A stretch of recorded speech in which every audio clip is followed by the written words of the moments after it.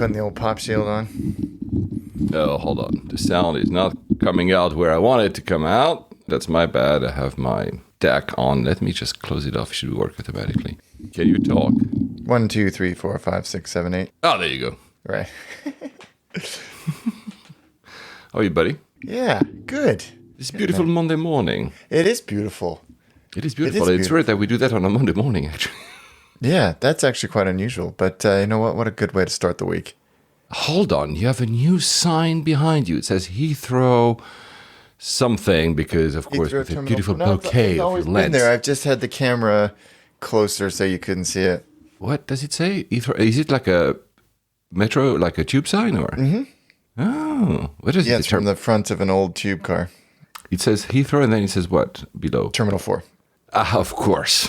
Your favorite. I wish it said Terminal 1 because that's, it's a relic now, so. It's it's still there. It is still there. Every time I taxi past it, I just think, what a waste. Exactly. Why?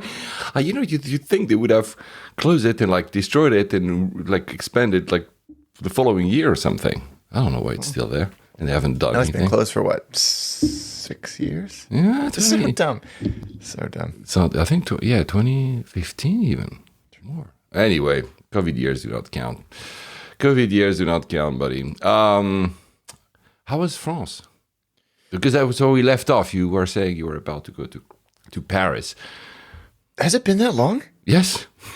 We've both been like traveling a bit and then didn't have time. And so there you go. Yeah. So Paris was fantastic. It was the first time I'd taken the Eurostar since the pandemic. Man, that's not the same experience as it used to be, is it? Why? I haven't taken it since. Oh, well, the joy of the Eurostar was that it was just so easy and seamless. And you rock up and you go through half an hour before the train and you get on and then you're off. But now it's queues and make sure you get here at least 2 hours before your train. And we're going to put you in this holding pen with no seats and the 300 people. It's not the same in any. I mean, Gare du Nord is quite an experience. Yeah, but that's always been the case, right? It has always been the case, but because there's they're not stopping at Ebbsfleet and Ashford here in the UK, and I don't know if the Lille service has been reinstated, but there's far fewer destinations, so the trains are going less frequently to less places. There's no Disneyland service anymore, so it's a lot of people on a much reduced service, but it is still wonderful to just get off the train and be there. Yeah, well, that makes it super easy. That makes me like that's yeah. I don't know why I used to take the plane to Paris. It made no sense. Yeah, I mean, even now it's definitely easier. You unfortunately though, in Gare du Nord you have to cross both borders, so you come out of France and into the UK, and they now have those same facial recognition readers that they have at all of the airports here that are just infuriatingly bad compared to some of our continental counterparts. But but Paris itself was lovely. I hadn't been there in a few years. I'd forgotten how much I love that city. Got to see the president. Yeah, it was about because you told me that. That's the only thing I know about it. So tell us. I mean, Macron came to see you. I mean, come on. He's like, I heard you're in town. Want to come hang out? Oh, it was weird. Like we went to this reasonably well-known boulangerie near where we were staying, right on the river, and we were looking around for somewhere to have our sandwich, and Megan points to this courtyard and goes, oh, that looks nice. It's a sunny day. Let's go sit over there. And it was in front of this relatively new building. I think it's the sort of Institute for Arabic Studies or something like that. This very grand and beautiful building that would not look out of place in the UAE, and meaning that it's sort of very modern glass and steel, but with the kind of the Arabic motif. It's been like Institut du Monde Arabe maybe, or that's something it. like that. Yeah, that's it right there. And so we're sitting around, and as soon as we sat down on this little concrete tree bed, for want of a better word, I saw this guy who looked like a villain from a Bourne movie with an earpiece in, and I was like, what is this? And then I look around and there's like another one and then another one. I was like, that's weird. Oh well. But there's like a bunch of people milling around, and all of a sudden like this convoy pulls in of maybe 4 vehicles, and out he pops and gives everybody a cheeky little wave. And no one bats an eyelid. No one, like the kids still are playing football, and the people are walking through going, okay, whatever. And he goes off into the building, and as soon as he's done, his security detail is quite sweet, actually. They just sit down and get their packed lunches out and have their sandwich and their whatever else they've got, their drink, and then about an hour later, I guess he would have come back out. But yeah, that was quite of all of the places we could have been at any given moment. Yeah, it was a good choice. Yeah. I mean, he came to see you, right? I mean, that was the whole point. He said he stopped his car. Said, he came to you. Said, do I know you? Do I know you? You're the guy that I've seen you somewhere on the internets. It was. I mean, I liked how laid back it all was. It was. We were comparing it to what it would have been like if it had been Biden or any American president. Yeah, you would have been cleared out like 2 days before, and there will be like the whole 25 cars, like armored cars, and probably like a C-17 overhead, and so. No one talked. No one even gave us a second look. Yeah, it was, which in a way was rather nice. But Paris was lovely. I'd like to spend some more time there.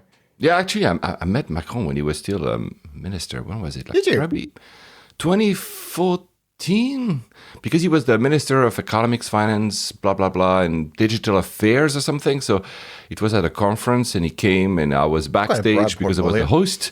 So I got to talk to him. He was a really cool guy. I think that's the same year I met Elon Musk, I think. There was like a double thing. Anyway, he was, he's our generation. Yeah. He's our generation, which you must have towered over him, because I would tower over him.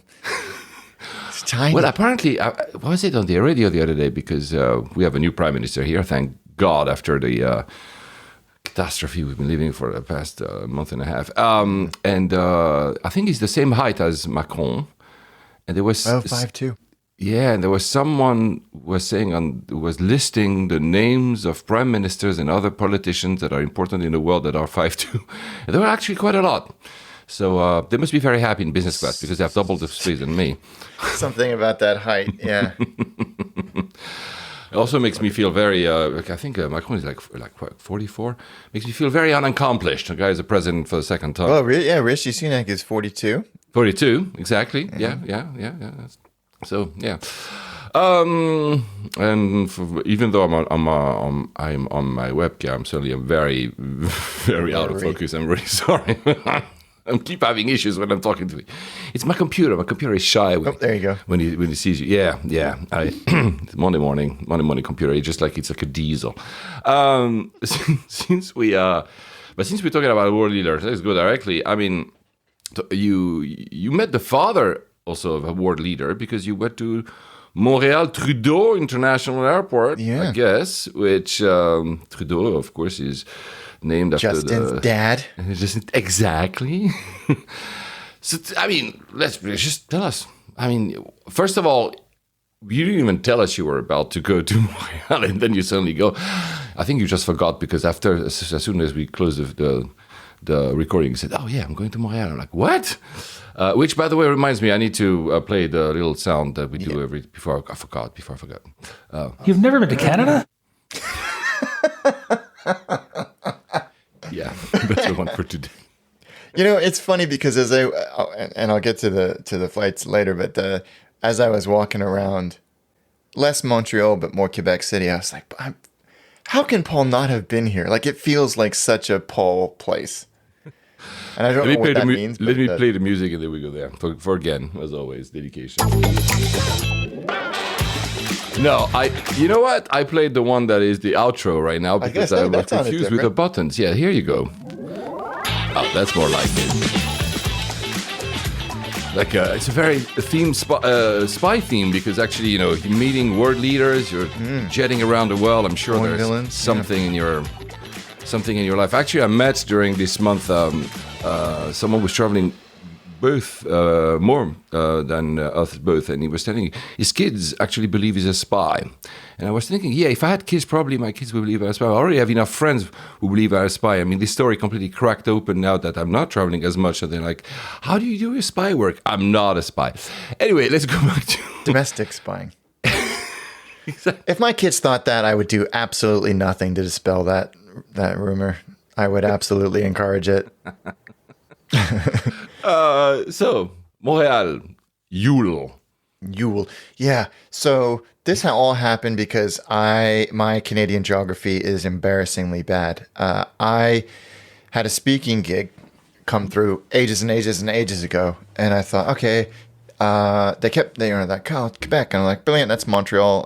Montreal has been on the list for ages because it's for episodes, because it's such a food-centric place. It's got a bunch of legendary dishes. Yeah. I thought, perfect. We'll make that happen.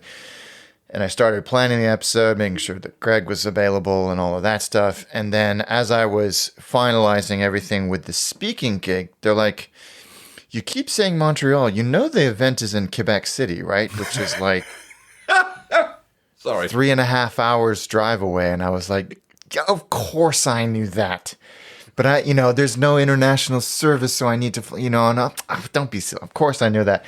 And in the back, I'm like, expletive deleted. Like so I'm like, and then the implications were massive, logistical. But you already had your flight booked? I had my flights in and out of Montreal booked, and I was looking at flights to Quebec City, going, oh, is this going to work? And then basically we lost 50% of our shoot time because I don't know the geography of the province of Quebec. And then again, Canada is one of these countries, and I've never been, again, like Mark just said. For those who haven't catch that little soundbite, that was Mark in episode, like, what? How long did it take you to find Yeah, it? 115, maybe? No, whatever. 115, yeah, maybe. When he's actually equipping to me at the very end that I've never been to Canada. Canada is the kind of country, I think, if in Europe, you travel for, 10 hours and you cross 25 countries. And in Canada, you travel for 10 hours and you're still in Ontario. Still in a province. Yeah, exactly. It is, the scale of that country is extraordinary. But I was excited to go there, and Greg was supposed to be going on to the US for some other work, and luckily there are a few carriers that do reasonable one-way fares, being WestJet and Air Transat. Between Montreal and Quebec City? No, between Tattle. Oh, yeah, that'll, because you had to. Okay, I get it. Yeah, of course. Which is so unusual because you can get a 375-pound round trip to New York on BA or American, but if you go one way, it's 2,000 pounds because they're dicks. And I think so. I was like, this is one of the curveballs that came in. I was like, okay, man, I got to figure this out. So luckily there, no problem. WestJet out of Gatwick, connecting to Montreal via Toronto. So perfect. It was reasonable fare. Booked that for him, and then he could go off onto the US afterwards. Oh, you flew WestJet. I'm very curious. Well, sorry. Well, that was not planned. Well, His face. Oh, okay. The night before, was it the night before, or even the day? I don't know, the night before the flight, he forwards me an email from WestJet saying your departure from Gatwick is delayed, so you're going to miss your connection. But don't worry, we've booked you on another flight from Toronto to Montreal 9 hours later. And I was like, well, Greg, I don't want you to have to sit in Toronto for 9 hours. Also, that means we lose a bunch of time shooting. Crap. So I scrambled, and I ended up booking him on the same BA flight to Montreal that I was going to take, using miles so that I could do a one-way trip. Yeah. And then his gig in the US got canceled or pushed back. So he's like, I'm just going to come back. And I'm like, oh, okay. So we figured that out, and he flew back a day earlier than me. But so he never got to experience WestJet, but when I was looking like, okay, well, I don't want to accept this new flight because it's one of those typical things. They change your schedule and then they send you an email saying, click here to accept this new itinerary. Yeah, but that's it. That's it. Yeah, the UX is like, yeah, exactly. And if you don't accept, welcome to the Thunderdome because this is going to suck. And like going on to the wonderful hive mind of flyer talk, I knew that I haven't even sorted it out yet because I knew I was in for a long wait. But technically because of, I think the delay was on a flight over X thousand miles and the time difference was greater than Y, I am allowed to get my money back and not in the form of a credit. Mm-hmm. So I'm excited to start that journey. Oh, you haven't yet? I haven't even. I need to like. I'm still waiting for that compensation thing I'm trying with. As I'm still waiting. I only explained in the last episode, I think I did, about me being super delayed by Qatar because I missed my connection with Heathrow. I started the proceedings, like 3 months ago. I mean, I get an update email that it's in the process every month, but at least there's that. But yeah, I'm still waiting. I don't know. Jeez. I mean, they have no incentive to make these processes in any way expedient. Yeah. Because they get to. But I must admit, I didn't go through the airline. I went through one of these. I think I went to Air Help. Interesting. Yeah, I mean, they're gonna get 30% of whatever. You know how it is. They're gonna get their cut, but then I don't have to worry about it. And since it's a long shot, I said, oh, whatever. Yeah. Well, you'll have to tell us how that all goes because I think it worked back in 2019. I did 2 with them and 2 myself, and the 2 with them weren't super easy. Of course, then they get 30%, but they do the work, right? They fill out the papers, they follow up, blah blah blah. So I don't know. Anyway, sorry I interrupted your. No, because now you got me excited to go on another journey of compensation. Oh, I'm going to do that then. I'm going to make somebody else do all the heavy lifting, or I can ask Megan to do it. With her legal prowess. I think part of it. Because I'm very good at it, I'm not good as good as her because she is in the profession. But I think a lot of it has to do with how you write your emails or your general communication. If you have the way you put your sentences, not threatening, but like with a little tinge of like there will be consequences if you don't do oh my God, I can tell you for a fact that's her sport. She's very good at that. So maybe I'll put her on that. So I was very interested to hear, like, how is WestJet across the Atlantic, Greg? But no. And we were supposed to arrive, I mean, ultimately, I think he was going to arrive at maybe 5:15 in the afternoon, and I was going to arrive at maybe 7:45 p.m. on the BA flight, and then he could go out and start filming at sunset, and that all works really, really well, and we would connect and all that. But ended up being on the same flight. I was bumped up to premium because economy was full, but to a broken seat. So but you know what? You had the leg room. I had the leg room. I was in a bulkhead on BA and premium economy on a Dreamliner, and I mean, what's interesting is BA are frustrating the hell out of me right now because it's so inconsistent. It's so inconsistent. Like, I was through the first wing I didn't even break stride.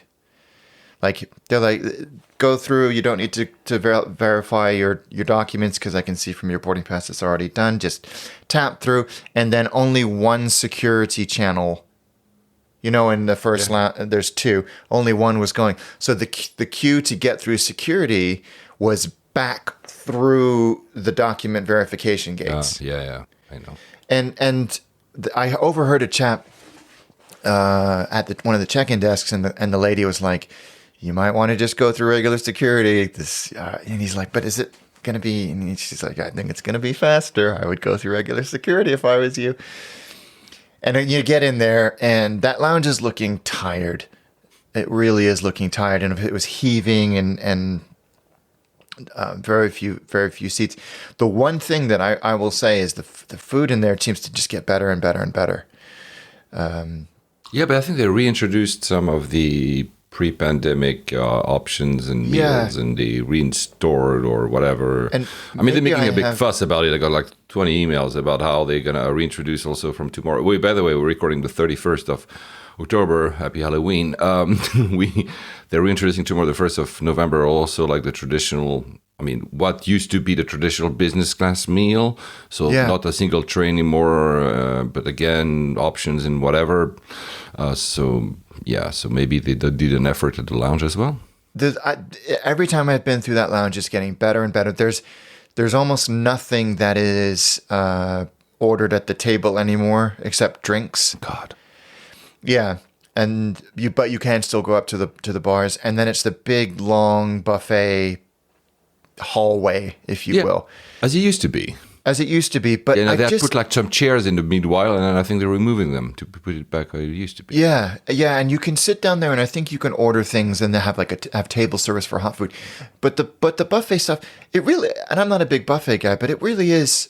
And maybe the pandemic has scarred me so much that you're right that it's not anywhere better than it was pre-pandemic. I don't know. But it feels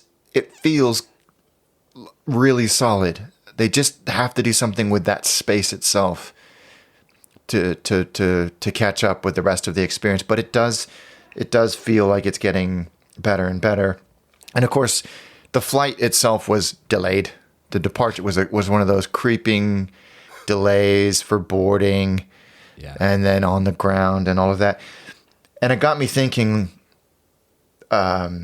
just sort of looking through the BA experience, or looking at the BA experience with a magnifying glass, the one consistency, other than being late, that they have is that the cabin, the flight deck announcements, and the way that the flight deck crew, at least from a passenger's perspective, carry and conduct themselves, is what they should base the whole brand experience on.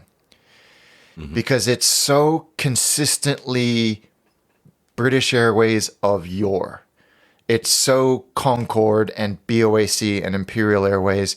The confidence and the tone and the way they carry themselves and the announcements they make are just that right balance of confidence instilling, informative, and friendly. And I really admire that, because it's been the only consistency. And I know that perhaps they haven't had the level of turnover that the cabin and airport staff have. So maybe that's why it feels consistent. But it struck me as I was just thinking how lousy my cabin crew were. And I'm not trying to be a dick.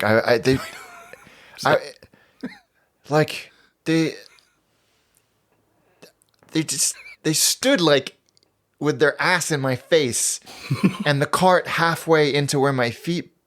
I'm gonna spill my coffee. Sorry. Having conversations where they were forgive my language. You have to bleep this out later, but they were talking trash about passengers, specific passengers. Oh, come on. And I'm like sitting here going, we're right here. We can hear you. And I know there's always bad. I'm sure that the passengers they were speaking of were terrible people. We're just awful, awful people. But I'm sure. But you don't do that still. At least maybe in the galley. Yeah, dude, like I've done it when I've worked customer-facing jobs. Of course, We've all done it. We've all. Right? There's nothing wrong with it, except for when your ass is in my face and the card is on my feet. Yeah. It's and then like so you have that, and it just that was discourteous and unfriendly and just very retail. The whole service, the food was forgettable, but then the IFE is back, not only back to where it was pre-pandemic, it's much better. You're talking about the breadth of the content available. Okay. Like they've gone the amount of movies, like I can't remember what they call it, like old friends or comfortable classics or something. Like basically like 30 or 40 movies where you're like, I could always watch that movie. But just the breadth of it and the categorization, they've obviously put a lot of work into it. It's That just was something they were always a bit lacking. So good. yeah, 100% compared to. I mean, I don't think anybody can compare to Emirates. Yeah, but they're catching IFE. up. Because Emirates But has they been sleeping. are. By the way, guys, I'm not going to talk about my trip this episode. It's going to be the next one. I flew Emirates because I'm going to do like an epic battle between Qatar and Emirates. Since I flew both twice Emirates and twice Qatar for very long flights in 2022, I think it's very appropriate because some people actually did as feedback. I'll come to feedback later. Told me that I didn't explain enough my Qatar flights in the past episode and focus on Pakistan itself. So I will do that in the next one. But for the IFE, I will say that Emirates IFE is still the same now that it was 10 years ago. Slightly better, faster, whatever. Whereas others are catching up. I'm not saying they're still there because Emirates is still in a class of its own, but they're clearly catching up. Yeah. Oh, I agree. I mean, I find the Emirates UI absolutely confounding, but the breadth of content is staggering. Yeah. I would say, however, I don't know if you had that because I had a discussion with many friends who've been flying in the past a few months. They all tell me there's nothing to watch. There's a lot of content. There's nothing to watch. My reply is, but I don't know if it's true. Maybe someone who works in the industry can tell us. I'm like, yeah, because Hollywood hasn't produced a lot of shit during the pandemic. Thus, now the number of available stuff on IFE is limited. We know that a lot of the big things, of the big feature movies, the rights were actually either bought by Netflix or Apple Plus, Apple TV, sorry, whatever the name is. And so then they're not available on IFE. And some of the big Hollywood studios have also did their thing where they had their own streaming program like HBO, like all the Lionsgates Plus, Paramount Plus, whatever. Which means that they don't make some of the content available for IFE. Which I had the impression this year that there was like less interesting stuff to see, but that's probably a bit of both. Like there was not a lot of stuff being produced, very, very high end, super cool stuff. Everything was kind of pushed back. I mean, Top Gun is freaking amazing. That was done before the pandemic, and then maybe all these streaming services are kind of eating up. I mean, it would be interesting to have someone maybe tell us if they can buy the rights or not. Yeah, it felt to me that there's less stuff than before. Not less in terms of the number, but in terms of there's this new thing I've never seen. I heard about. Yeah. I think from what I understand, when I was flying during the height of the pandemic, there was nothing on the IFE. Yeah, I guess so. And from what I gather, it's a volume licensing deal, and it's based on seats and views and flights and so the numbers just didn't stack up. So they pared it right back. Oh yeah, during the pandemic, I think they didn't want to pay the rights for 2 passengers per flight. Yeah, right? And that's what it was. So there was nothing. But now I was really. I mean, my touchscreen didn't work. I mean, there was a few defective things about the seat, but it didn't really matter because I didn't really watch anything because I was working. But it was interesting having flown Virgin Premium Economy recently, and now BA Premium Economy. The BA Premium Economy seat is not bad. It feels. I mean, maybe it's because I didn't ask you which aircraft was it. It was a 787-8. Okay. I only flew the Premium Economy on the 380. It was good, actually. Yeah, Economy is nice. It's a big seat. It's got a lot of recline. Yeah, but that didn't work for you. The recline worked. So what didn't work? You said it was broken. The footrest, but who uses a footrest? And also yeah, but I don't use that. The seat, the screen wouldn't stay up because when you're in the bulkhead, you have to pull it out of the side thing. It just wouldn't stay up. But and the touchscreen wasn't working. But it didn't matter to me in the slightest. It was totally worth the upgrade. I'd much rather have been there. How long is the flight for? Very, very, very fast. It was, I think, 6 hours, 6 hours 10, something like that. So that's fast, yeah. We made up a little bit of the delay. I think we were only about 15 minutes late in the end. Where are you and then I'll let you continue your Montreal and Quebec experience.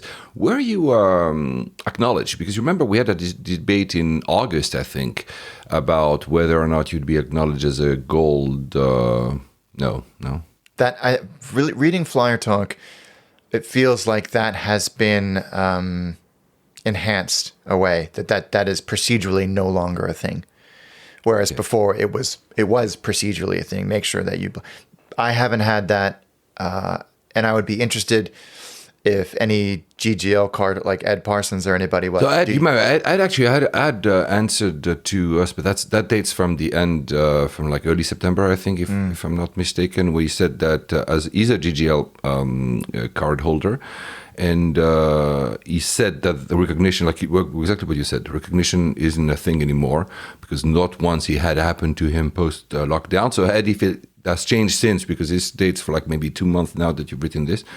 And he said that maybe it's due to the corporate travel being low, and they know there's going to be a huge realignment of status coming up. But that's true, by the way, because the special status thing is ending now. Basically, at the end, you have until the end of the year to renew BA status with the easier track to do your next to renewal. So so he's not doing that. We had someone on Twitter reply to Ed, Richard Susselbeck. I'm sorry if I mispronounced your name, at Susselbeck, Sueselbeck, on Twitter, that he got recognized, but he lives in Germany, I think in Berlin. And I was telling him, but maybe that's why.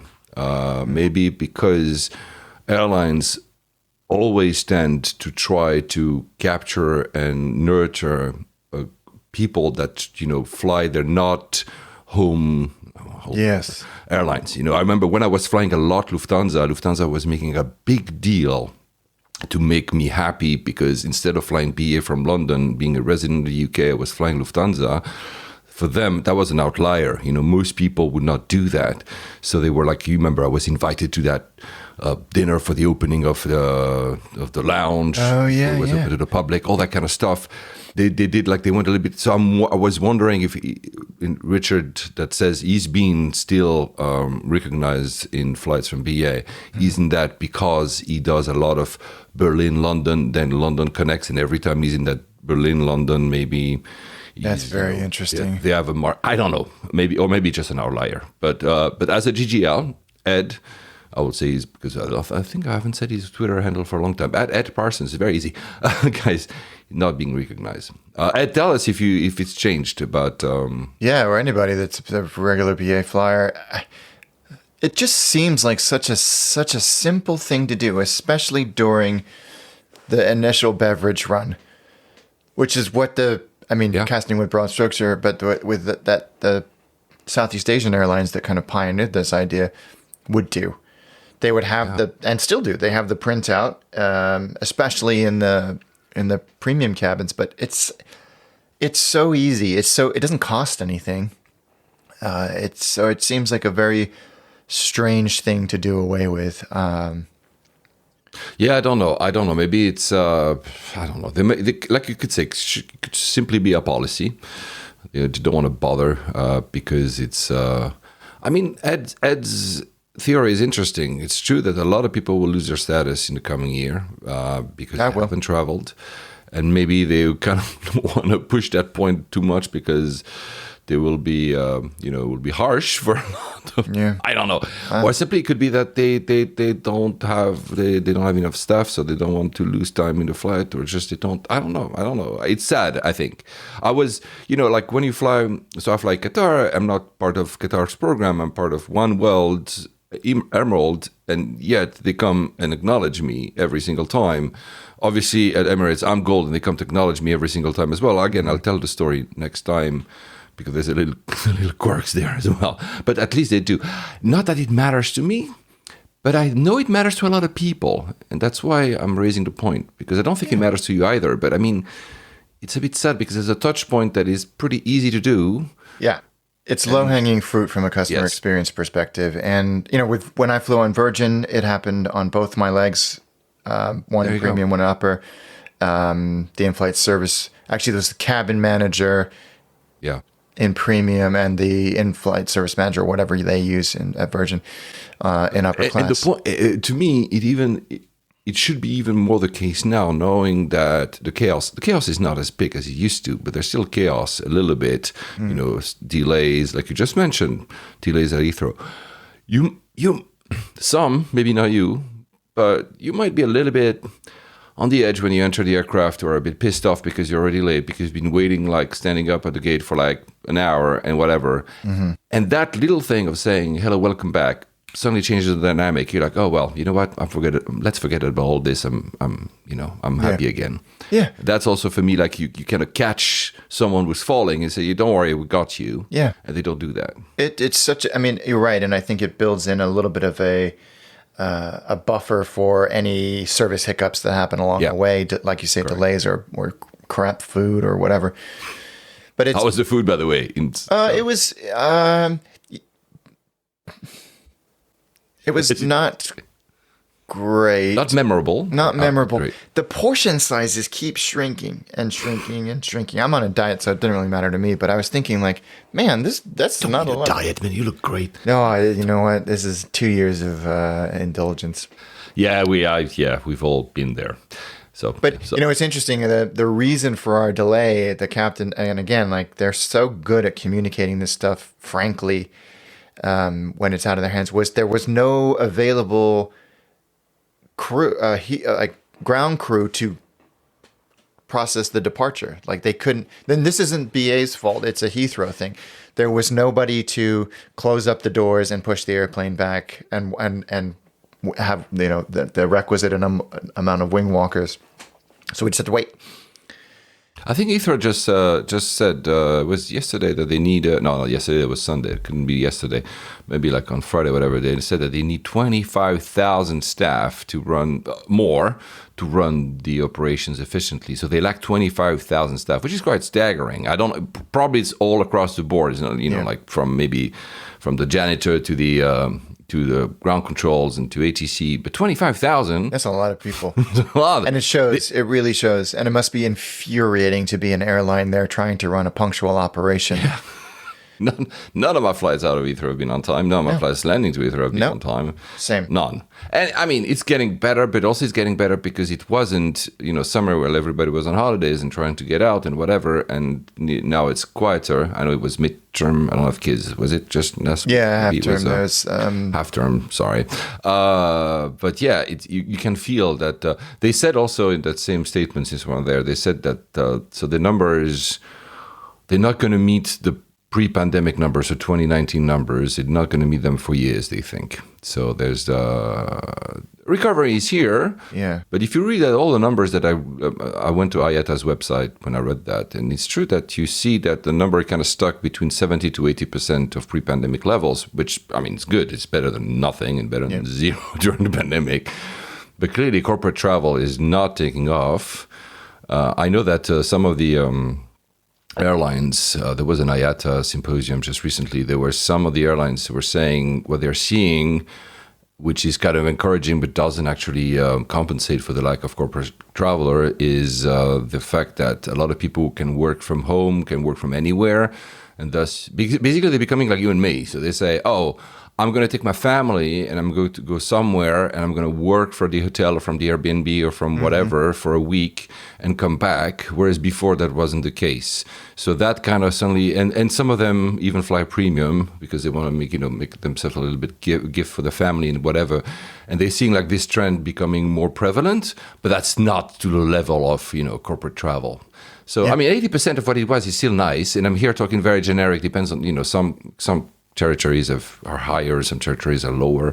Of course, China being still kind of closed doesn't help the international numbers, but still, we're not out completely of the woods for the which is good. Yeah, it feels busy as well because I think it does. Just like everything, like the Eurostar and Heathrow, capacity is reduced, so you're running 80% of the people through, I don't know, I'm just spitballing here, like 60% of the capacity. And that may be terminals or flights or available gates or restaurants and shops. Those airports feel busy. I will say that the same felt, by the way, at Dubai. Again, I'm going to do that as next episode. I don't think they have staff issues there, but you can feel that everything is at the seams somehow. I don't know. It's the recovery has some hiccups. And, and I should mention the other thing we talked a bit, I think, last time, is the price of tickets. Especially if you're corporate if you handle corporate travel, and suddenly you have tickets that cost like $10,000 or $15,000. Pounds and euros, because now they're basically all at 1-1, these three currencies. Yes. That's good for attaché. You don't need to translate it anymore. It's all the same.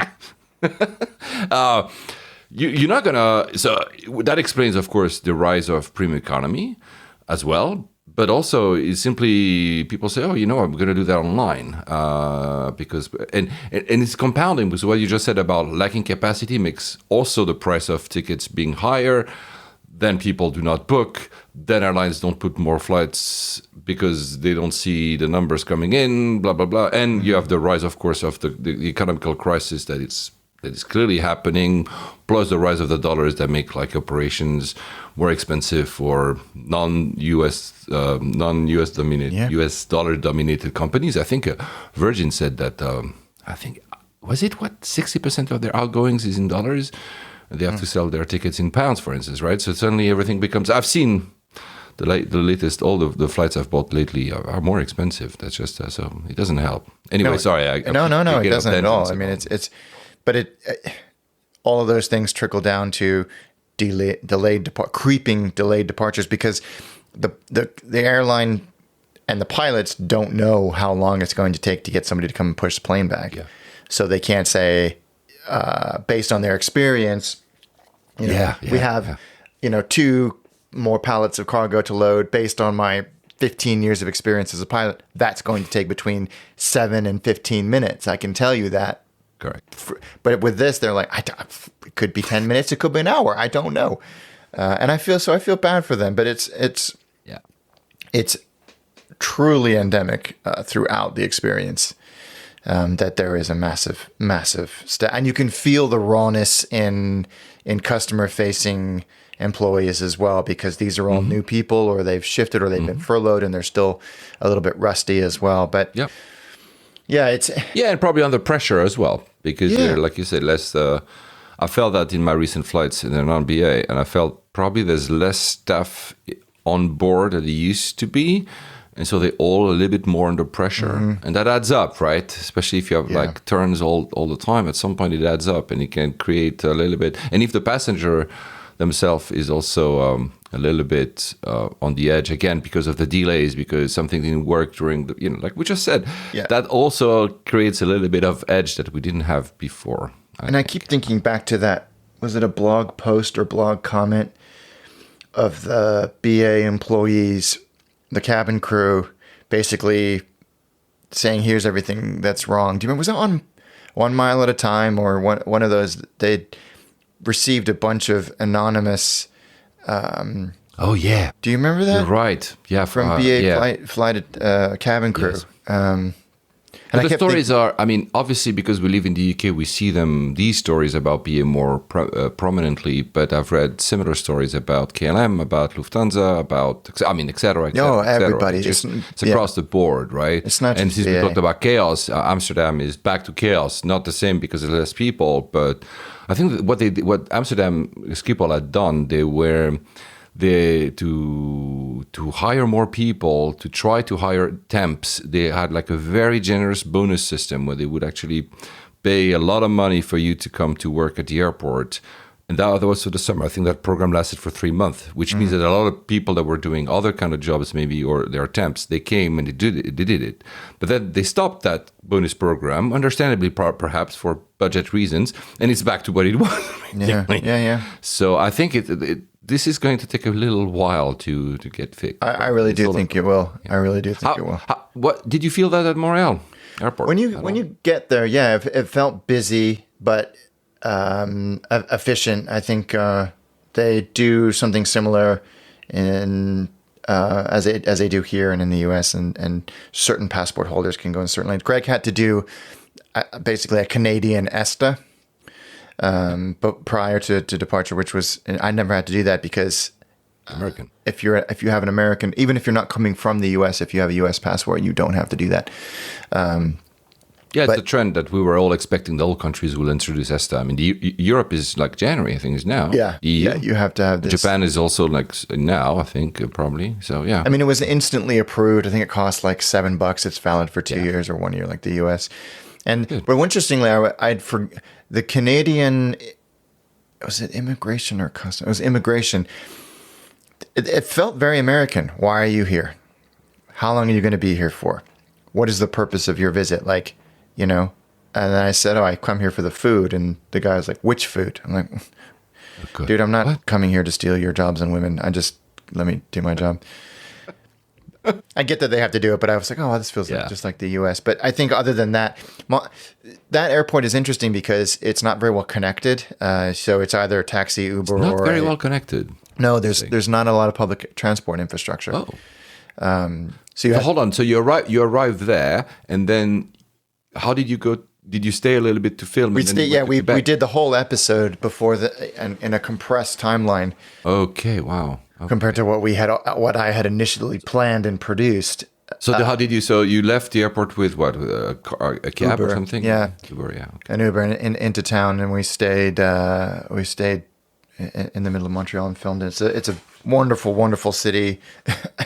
That was like Montreal and Quebec have a reputation to the point of being like a caricature almost of these sort of ornery, French accented, kind of aggressively gruff people. Really?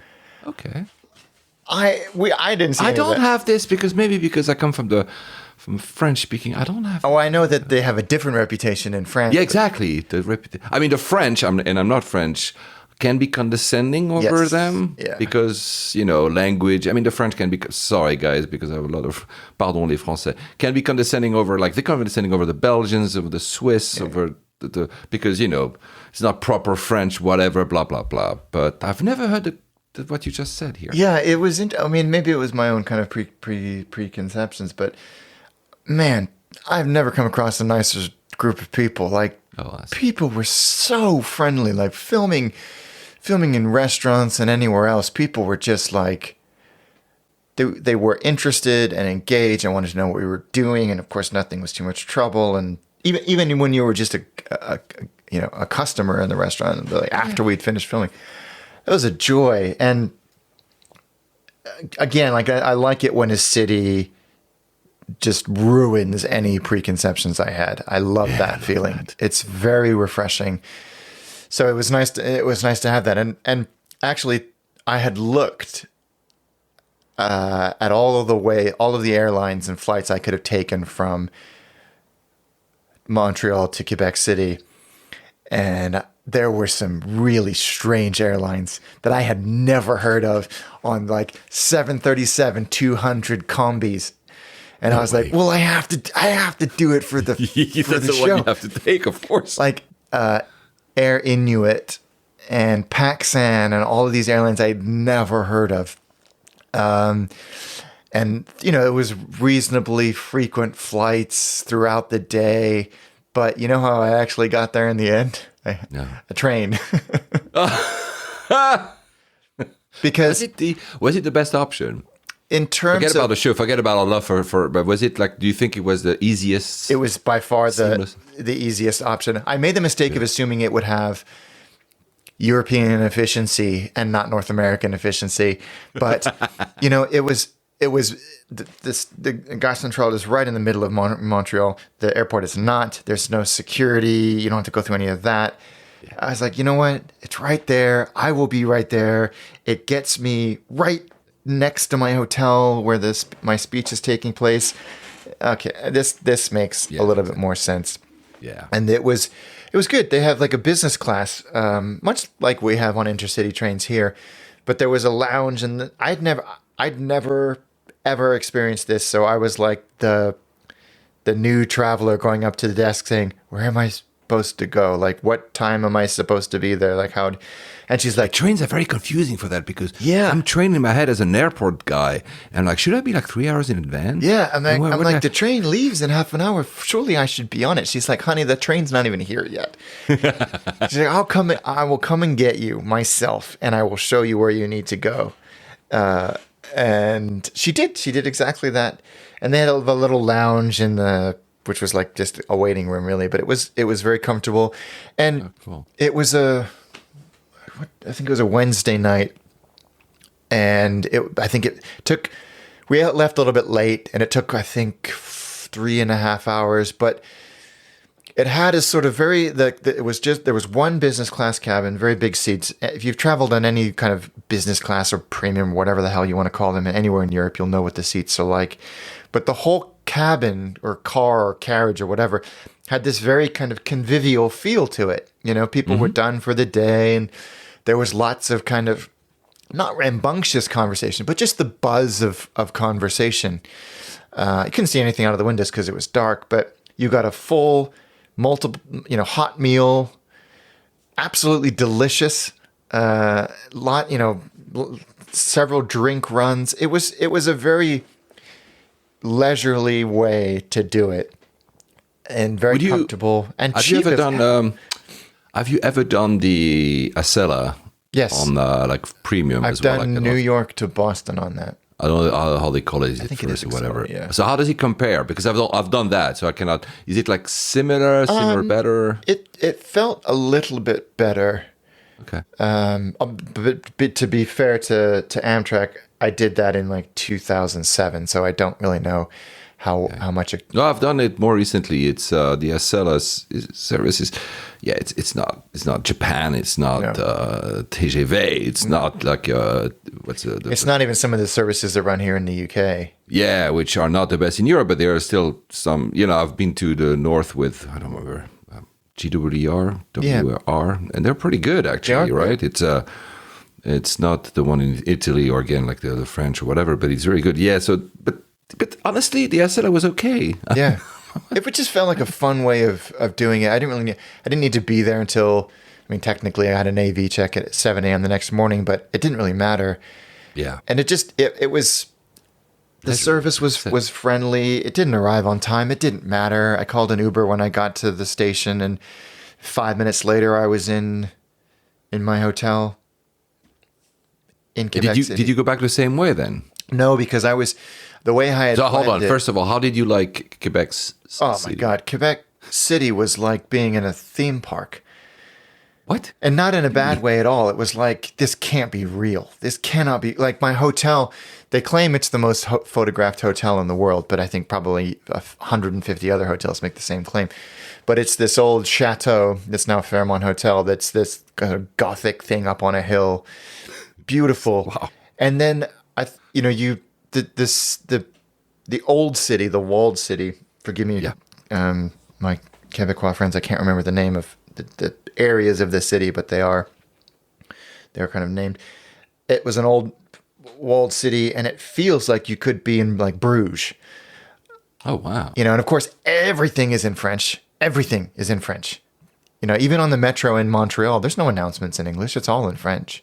Yeah, and that I think can throw a lot of people off. But it was a charming city. I wasn't there for very long. I did my speech in the morning, and I think I had like 2 or 3 hours to explore, and so I did.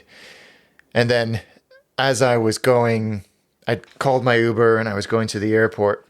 I get dreaded email from BA saying, your flight is like super delayed. We're really sorry. Because I looked, I'm like, oh, what plane am I on? And I pulled up. So hold on, your return would have been directly from Quebec, or would you have no? I decided to fly back to Montreal airport and then just do a. With whom? Well, so I did Air Transat. Oh, nice. Yeah. So I got the email from BA when it, and the text message and all of that stuff saying it's really delayed. And I looked, I'm like, man, my plane, it hasn't even left London yet, and I'm supposed to be on it in 4 hours. Yeah, forget it. And it happens. There's that kind of thing doesn't. I looked at the arrival time. I didn't have any commitments until much, much later in the following day. So I was like, it's really, I'm not going to, whatever. The Quebec airport or Quebec City airport is a charming little, I mean, you could be, I think, if you sat there and said, you are in, I don't know, somewhere in Norway.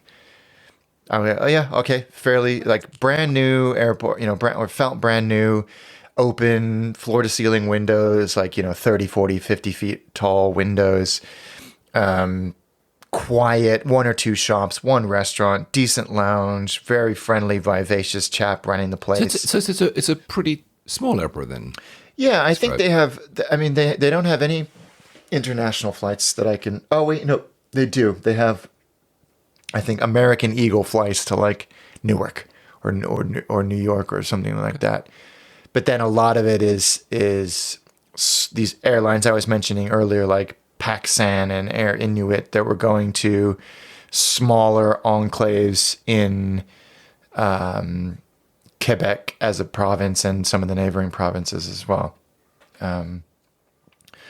And Air Transat, it was a A321, and there was a delay because Montreal airport runway one of the runways was closed unexpectedly. Oh. So they were ground stopping everything local, just saying. Yeah, of course, you had to prioritize the big. But they made an announcement, and then the captain came out, and he was the one making all the announcements. Oh wow! So he left the airplane, and they have one of those strange systems where they pick up the thing and they make the announcement, and then they put it down, and then it plays the announcement. Oh, I see. So it cues them up so there's not clashing announcements happening. I've seen that in a few airports. But they said, we don't know how long this ground stop is. Right now, our departure slot is 6:55, which was like an hour and 40 minutes from now. And we were supposed to be leaving in 15 minutes. And the captain said, but listen, I need you guys to bear with me. What we're going to do is we're going to board you, because there's a reasonable chance that they may call us up and go, okay, we're ready for you now. And we want to be ready to go. We want that slot and we want to jump on it. So let's all board. If you don't mind, don't worry about connections. The team in Montreal are taking care of all of that. We'll rebook you if we need to. So we all board. The flights may be 35% full. They have no premium. Well, there was a weird, like, 2 seats, and that's without exaggeration, like 2 business classy looking seats with like a half bulkhead, like floor to ceiling bulkhead, but only half the cabin, and then a curtain across. I have no idea what that would be for, unless they use those A321s on international services and they're for crew rest. That was the only thing I could think of. Okay. But you couldn't book them, you couldn't buy them, anything like that. Maybe, you couldn't buy them. Could not book them. No, okay. So it was just like I was in, I think, row 6 or something like that. And they made it, went through great pains to say, we're really sorry. This is a 35-minute flight. We would love to give you something while we all sit here on the ground staring out the window, like some snack. We don't have anything. So take an opportunity to run down to the vending machines and grab something, because we don't have anything and we're really, really sorry, which I thought was very sweet. I think Air Transat is a very divisive word in Canada. Oh, okay. I didn't know that. I would love people to tell me what the impression of Air Transat was, but it was very sparse. There was nothing. They had device, to the device Wi-Fi streaming for content, but no Wi-Fi. And they turned that on as soon as we boarded. They're like, knock yourself out. It's all available. And the captain was really good, saying, haven't heard anything else. Runway's still closed, but we're all closed up. We're ready to go. If you look to the left, you'll see a bunch of other airplanes. And they did this in French and English, who are in the same position as we are. And then right at the slot time that we were originally allocated, we pushed back and went. And it was awesome. 30 minutes. Up 20,000 feet down to Montreal. And then we sat, because they couldn't find anybody to tow the airplane in. And for me, I was like, my flight to London is, I would have still had like 3 hours, even if it wasn't delayed. Now I have 5. Don't worry about me, fellas. Take as much time as you want. And they had rebooked everybody. There was somebody at the top of the jet bridge saying, if you got a connection, come with me. Paris, you're going to make the Vancouver flight. No problem. You're still going to make it. We've told them to wait for you because we knew you were on the ground. Bags, maybe not so much. But it just felt well run operationally. Okay. And I just liked the way, I mean, maybe if it had been in a different city, I would have had a very different experience with the ground crew and the flight crew. But I it was a good experience. And then being airside Montreal. So you just had to switch. Did you have to go landside at all? You didn't have to go through. So you could clear outside, exit immigration. There was no immigration because it was a domestic flight. But but I'm talking. You were about to go to London. That's what I'm saying. Yeah, so you had to go. All you had to do was scan a boarding pass to go into a sterile area with basically for duty free, to show that you had a boarding pass for an international flight, and then that area of the terminal was big. There was a lot. There was a big lounge because you had Air France flights to like 3 cities in France. You had Qatar. You had, I don't know if you had Emirates. You had JAL. You had a few other flights that because it's the. Oh, actually, interestingly enough, Quebec City is they've got a big monument to the UN. But in Montreal, I went past the IATA and ICAO headquarters. Yeah. Which is kind of cool to see those in the flesh. But there's a lot of diplomatic business that goes on in Montreal. Isn't the Olympic or Winter or something? But there's a lot of those That's super long time ago, right? That's not no, like but the 76. organizing. Oh, the organizing. Body.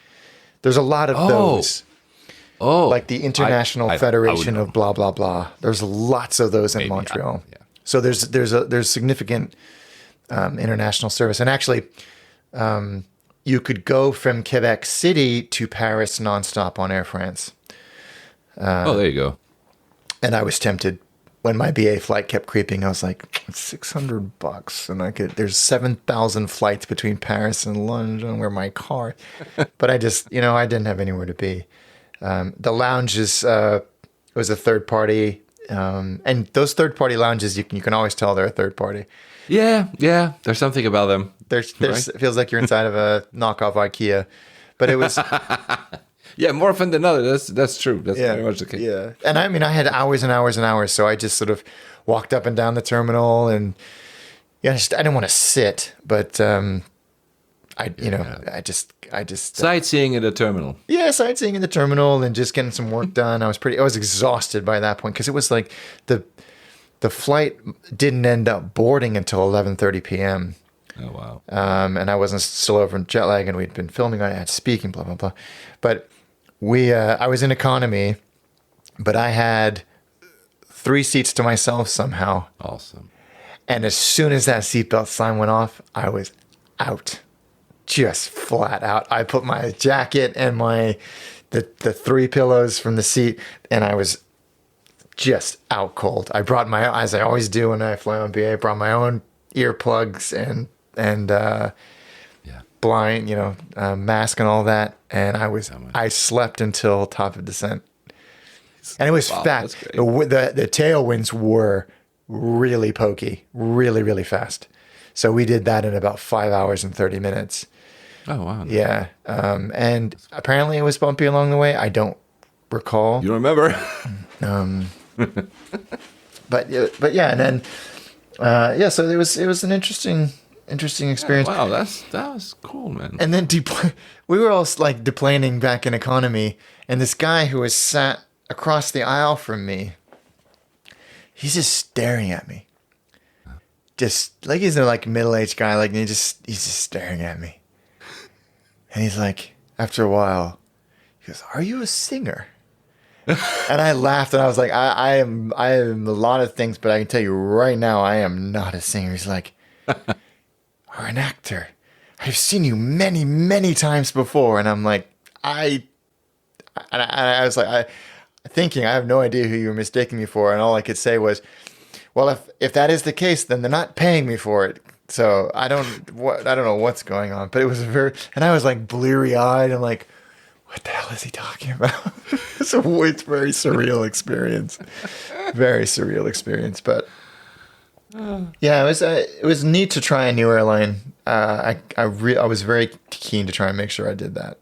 New airports, right. 2 new airports. 2 new airports. They're going to be the airports of this show. Yeah, so. 2 new airports, a new airline. As you guys know, I'm not going to not going to fly to Canada. So no, rely on Alex to do the investigation for us. Yeah, it was.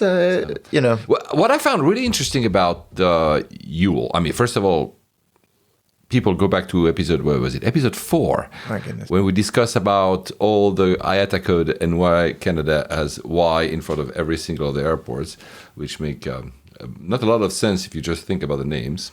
I think Quebec City is YQC, so that makes more sense to someone who doesn't know that YUL, which, but what I found interesting about that airport, because when you were there, I read about it a little bit simply online, is that airport kind of closed and reopened. That was actually, so Trudeau, the father, when he was prime minister, forecasted, rightly so now, but, being right at the right time is important, not being right at the wrong time, forecasted that, air traffic would explode, that Montreal needed a bigger airport, so built another airport.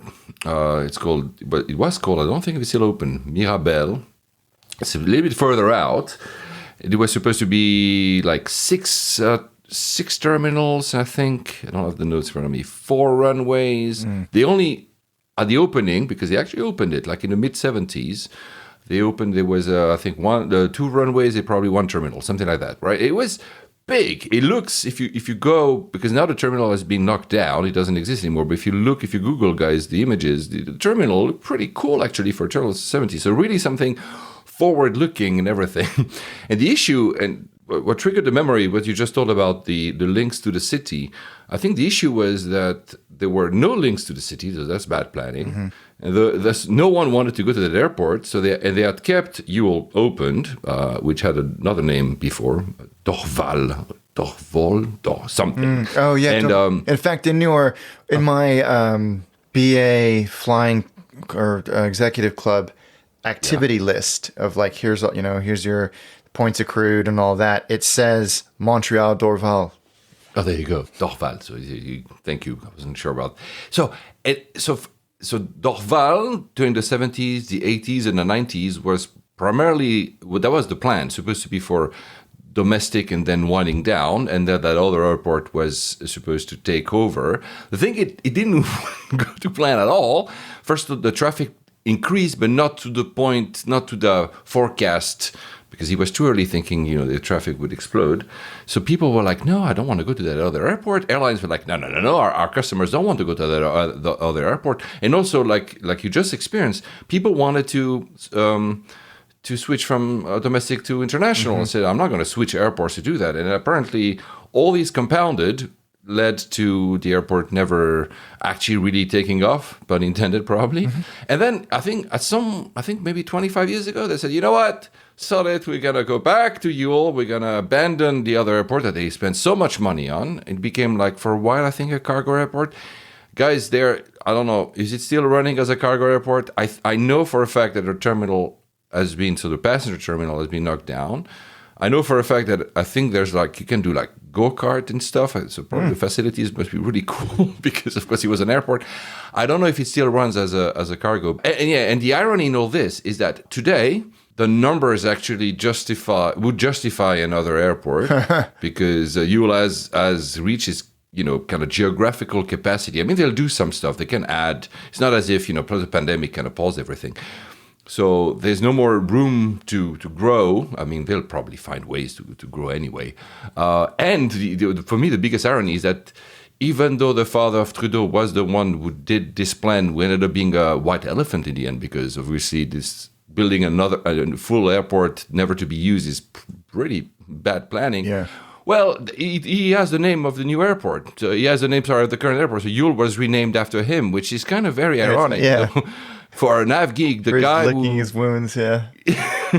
But look it up, guys. The images are pretty impressive. And yeah, the size, because that was a forecast, the size of that airport that existed but never actually really became the Montreal airport in terms of passenger traffic, the footprint was almost as big as King Fahd Airport in Saudi Arabia, which is the biggest airport in the world. So really, the guy had maybe planned for 25 runways and 600 terminals or something. But that never meant to be. It never happened. So that thing's, I don't know, I found it very fascinating. I had no because idea it's really the case that we hear stories like this with an airport is almost kind of quasi-abandoned after having been fully built. I mean, we flew in a helicopter out of an airport about 30 minutes outside of the city called Saint-Hubert. And that was a big airport, but it was... Is that... It was... I don't think so. I mean, it maybe? It wasn't a big... It didn't have long runways, but it had a lot of... Like the Canadian Space Agency have some stuff there, a lot of private stuff. And our pilot said that I think he said it's the busiest... it's the busiest airport by movement in either in Quebec or maybe even in Canada. Because of just it's a lot of training airports and people come to do their touch and goes and all of that stuff. But I don't think that was it.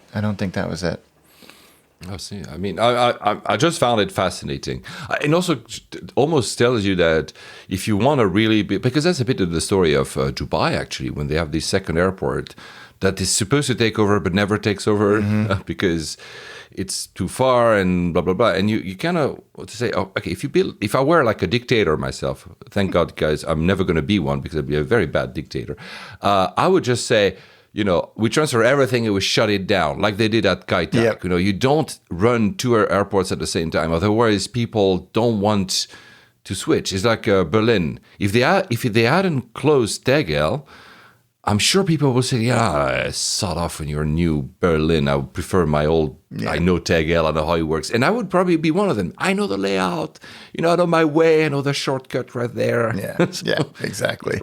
Yeah, they needed to, exactly, you're right. But maybe some of you might be old enough to have used that airport, or maybe you know stories about that airport. Again, I would love to know more of it, yeah. Please tell us if you. I don't even know the code. Probably it's on Wikipedia. It probably had a IATA code or something. I don't think it ever transferred YUL there, so it must have been something else. But anyway, point is, there you go. Wow, that was a great trip you did there. Yeah, it was interesting. I was very taken with Montreal and Quebec City, so I'd like to go back one day. One more reason for me to go. Absolutely. Let's do a little bit of news. We're not going to do my trip this one because otherwise it would be too many airports for a single episode, and we're going to do like in a couple of weeks. Those who follow me on Instagram know where I've been. Another pretty destination. That was lots to say both about the flights, the export experience, the travel experience there, man. Anyway, let's do a little bit of news, a little bit of things here and there. First, how do you say, kids, please close your ears now, I'm going to swear. How do you say no fucking way in German?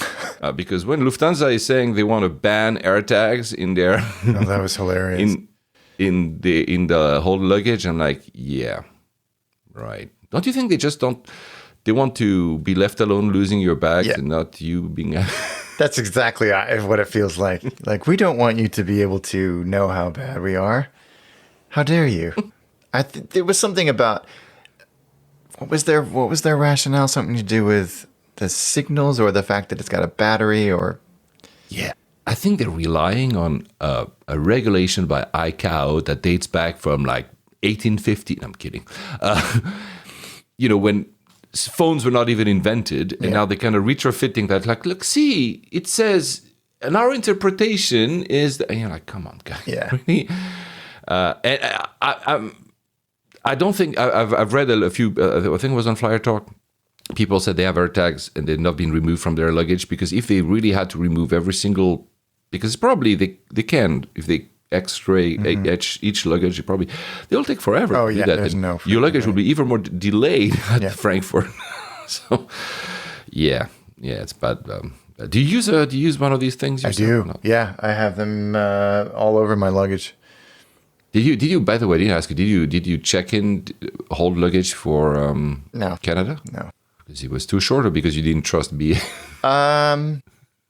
I was too short, and I try to avoid it at all costs. I think if I had bought some Canadian whiskey or maple syrup or something like that, I would have, but I didn't. So yeah, there Oh, was. so you didn't go to one of those conferences where the host, like, they offer you like liquid. It's always like whiskey, because it could have been maple syrup. They would have offered. No, you Sorry, know what they this is a did? very bad cliche. They are a significant supporter of a children's cancer network, and they made a donation to that network in my name, That's amazing. which I thought was an awesome. I would much rather have that than Me too. something else. So I Yeah, me too. Children's Miracle It's Network very or something, generous yeah. for most of. We both know that, of organizers to offer something to yeah, their oh speakers. yeah, of course.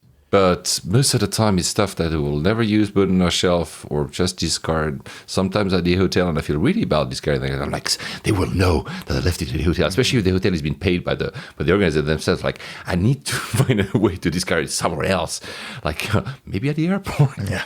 it's horrible, because you don't want to say, especially some cultures, if you say no, they're very offended. Yeah. I'm like, oh my God. Like in Pakistan, they offered me that. I mean, and that I wanted to keep.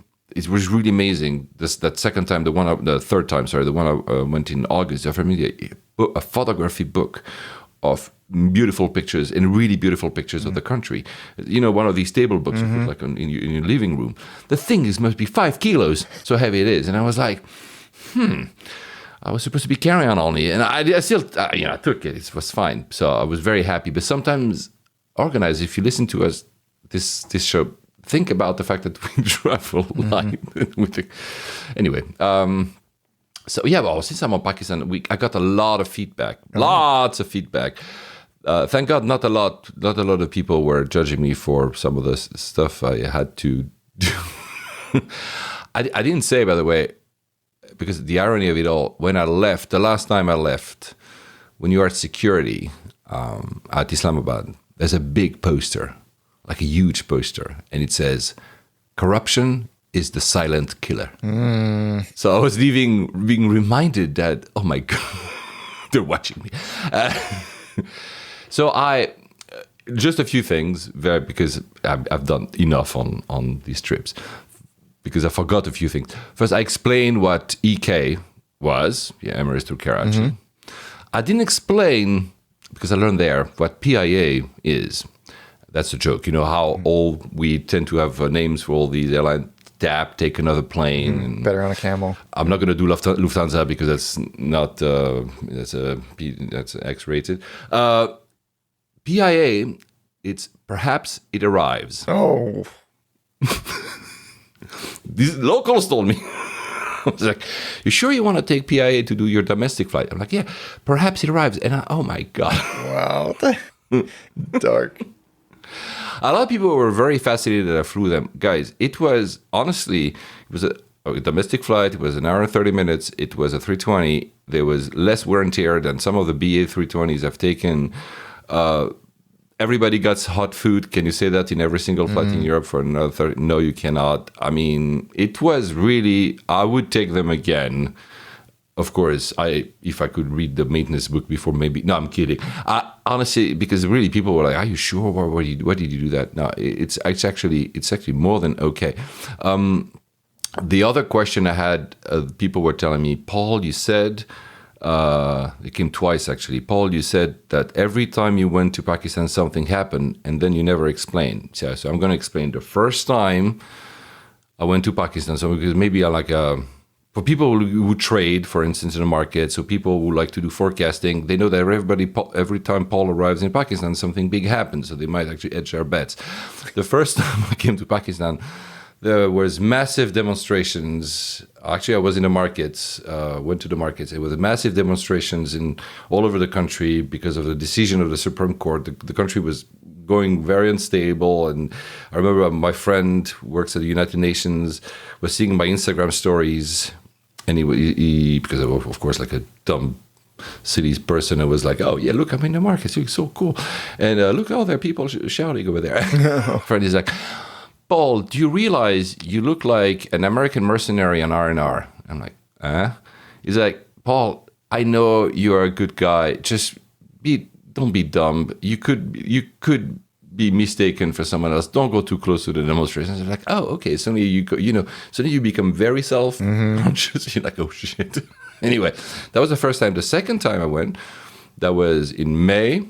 That was when some people call that a coup just happened. So to remove the prime minister. So there you go, another upheaval in the country. And it was also like 49 degrees Celsius, climate change. And and the third time, the floods. So there you go. See, I'm You are a sadly a harbinger of bearer of doom. Biden.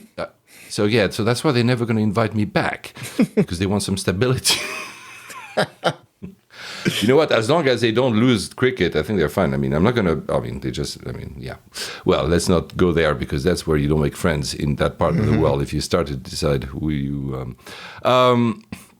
What else did I wanted to say?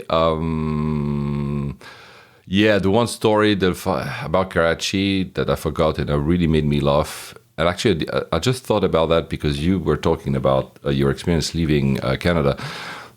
I don't know why. I was leaving Karachi in 2018, and it's a mess, as I told you, Karachi airport. I love it, but it's pure chaos and nothing, you're supposed to take everything off from security, but nobody does it. So, I don't know why they're scanning. You just like, you go, okay, whatever. But that was an experience in Lahore as well, by the way.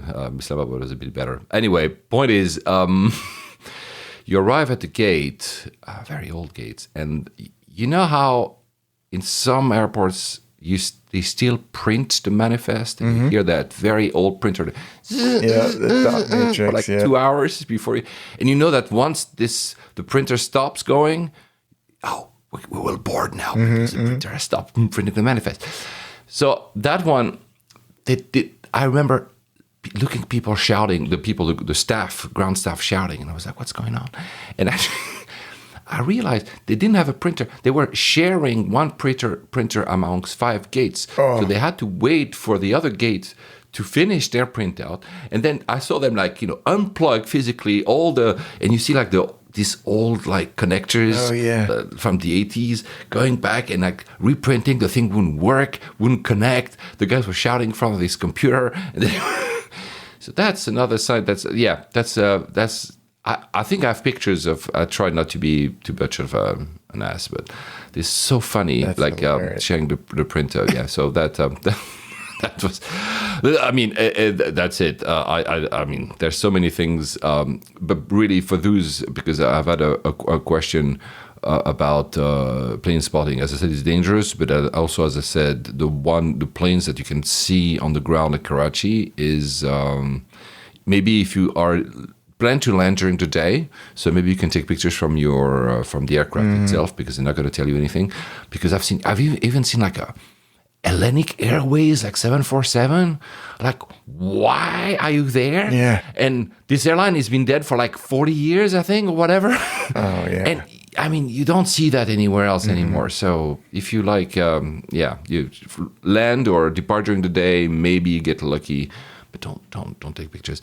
Yeah, there you go. And I want to, because I didn't do that last time, I want to thank Gihanara and Amber and Muhammad and Abzar and Muhammad and Wakas and then everyone for all their kindness. Yeah, it really does sound like you had an amazing trip. I would have not been able to do all these trips. And people also enjoyed my car story in Manila, when also the policeman came. Oh yeah. I just want to conclude that story because it said the reason I never took the car again, I mean, I did a few times. I never took the car again. It's not because of corruption, which kept happening, is because I crashed the car. And thank you. I haven't seen him because we lost touch. I haven't seen him in 13 years. Whatever. Justin, I remember that night, and I remember I was in the front of the McDonald's. Thank you for helping me crashing that car in Burgos. So yeah, I never took the car again, and I left the driver ticket.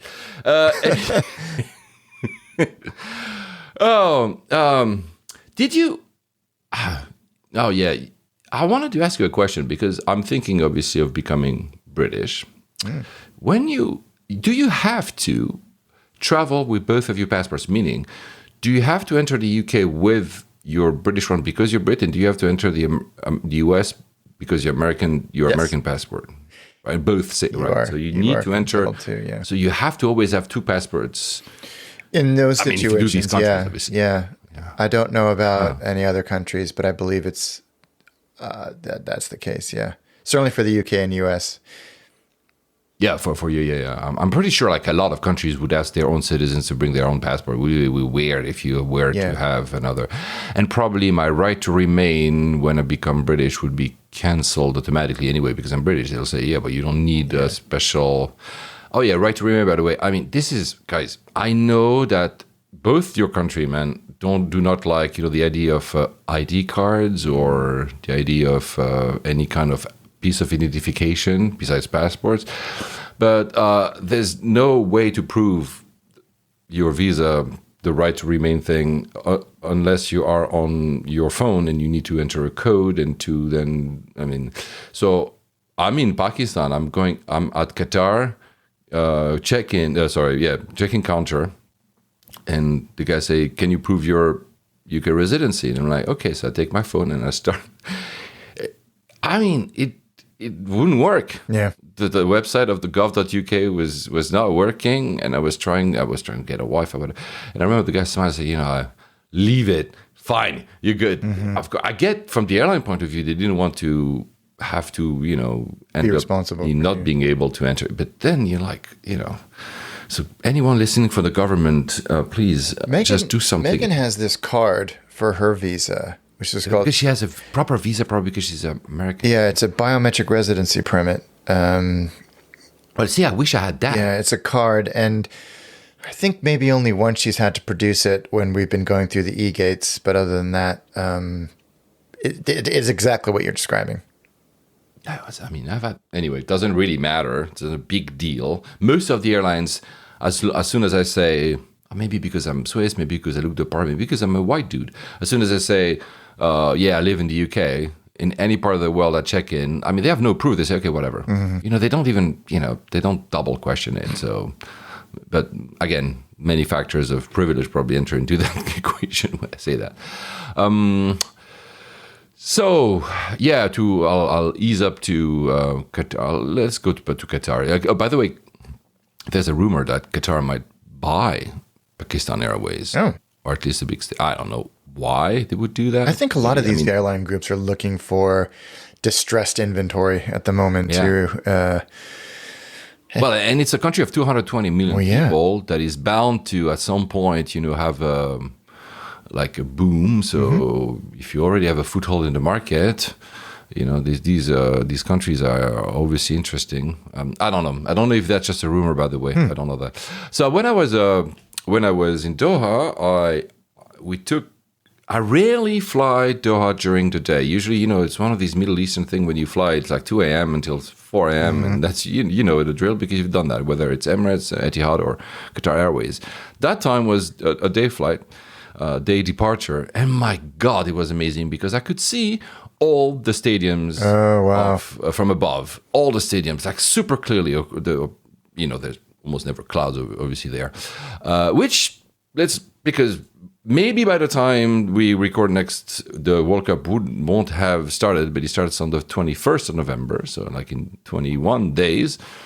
I don't know if I'm excited because I like the World Cup. I love the World Cup, but it's a bit weird that it's in the winter for us. Yeah, it's very strange because it's always been in the summer. So and I associate kind of the World Cup with like everybody beer gardens and barbecue and beers, and we watch it and we shout and kid ourselves like between teams. And of course, I'm going to support Switzerland. They have no chance, but still I support them. And default that probably England, as I always do. But I have many. Anyway, point is, I've seen all these, and I've read. I wanted to read up about. Does it make sense to have like all these stadiums in basically like a 3 kilometers area? I'm not sure, but that's besides the point. It's going to happen. What I didn't know is that they're expecting 1.5 million people in Qatar for the World Cup. I think the country is like 3 million people, right? So it's a big operation. And so, starting tomorrow, the 1st of November, and until the end of the World Cup, which I think is somewhere in December, probably, like just before Christmas, you cannot enter Qatar unless you have a FIFA ticket, so unless you can actually go to a game. Of course, if you're a Qatari resident or a citizen, or if you have a work visa, of course, and some humanitarian affairs. But so you need to have a ticket to enter the country. Wow. But I mean, the country is 3 million, like 1.5, I guess it's good. And what I was, since we're an aviation podcast, I didn't realize is that, so I've read some numbers.